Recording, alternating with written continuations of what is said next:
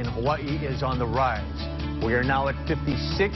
41 of those are on Oahu. We have the latest. Plus, on Oahu, the mayor says stay at home. That order goes into effect late this afternoon. Casey Lund is live with more on the rules of the order and what is still going to be allowed. And this week, all air passengers arriving in Hawaii will be required to undergo a mandatory quarantine for 2 weeks. Billy B has the latest on what this means for visitors and for returning residents. Grace Lee is off this morning, but we got the rest of the crew here. Hey! Good morning, guys. Hey, how's it?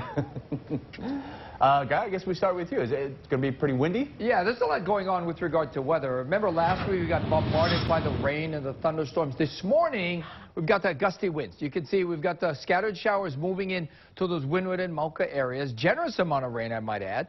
But those showers are moving along at a good clip because of those brisk and breezy winds. Now, Kauai, they're not seeing a whole lot, but it's not totally dry. And what looks like rain, that's not rain at all. That's just wind chop over the ocean. But you can see passing showers with that easterly trade wind flow. Here in Oahu, we're seeing the most rain along the front side of the Ko'olau going over into the Waimanalo area as well. So it's damp in Kaimuki, in Palolo Valley, all the way into Nu'uanu. And then some of these showers, of course, will drift into central Oahu as well. Lots of moisture upstream heading towards Oahu. And lots of rain over on the east side of Maui heading into the upcountry area. Nice little downpour in the West Maui Mountains. Kihei, however, still very dry and going to remain rather dry. Some showers up and down the Hamakua coast, especially out in the Puna side. Kona, however, even though they're cloudy, there's not much rain there, although there's a good chance for some afternoon showers down towards Kealakekua. Lacey, how's traffic? Well, Guy, we're dealing with this multiple vehicle crash in Eva Beach, right across from, or right before Ava Drive on Fort Weaver northbound.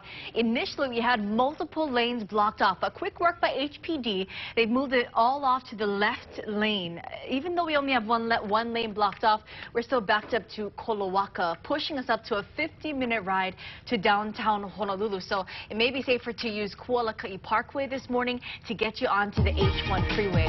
So again, for drivers, accident remains left northbound lane blocked off on Fort Weaver Road just before Ava Drive. Not looking too bad up on the freeway. Roads pretty quiet this morning from Kunia through the merge. We do have good movement through the zipper lane. Town a little slick, but we're clear from Kalihi, light across the Ko'olau, and from east Honolulu. That's traffic. Steve, back to you. All right, Lacey, Guy, thank you. The official number of coronavirus cases in Hawaii is still at 56 as of now. That's an increase of 30 from Friday. And it's expected to continue to grow as testing expands. 41 cases are on Oahu, 9 on Maui, 3 on Kauai, and 3 on Hawaii Island. Honolulu Mayor Kirk Caldwell says 5 people have been hospitalized. There have been no deaths so far here in the islands. But a San Diego man who visited Hawaii recently died from coronavirus. He was in his early 70s. It's not clear when he was in our state or where he visited. At 4:30 p.m. today, though, a stay-at-home order does go into effect. It's going to be up until at least the end of April, and it could be even longer than that. Our Casey Lund is live to explain what this means for you. Morning, Casey. Good morning, Steve. Only employees who deliver essential goods or services are going to be allowed to leave their home and report for work every day. That includes folks in the healthcare industry, bankers, gas station attendants, grocery store workers, things like that. Now, as you said, this goes into effect today at 4:30 this afternoon. This comes as the total number of cases statewide jumped up to 56 over the weekend, including 2 minors. Last week, the mayor closed all parks on Oahu.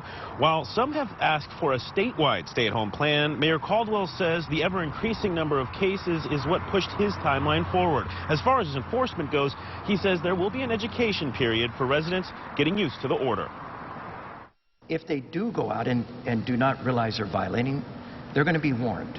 And hopefully they'll correct their action. I don't think you're going to see a citation or anything worse than that.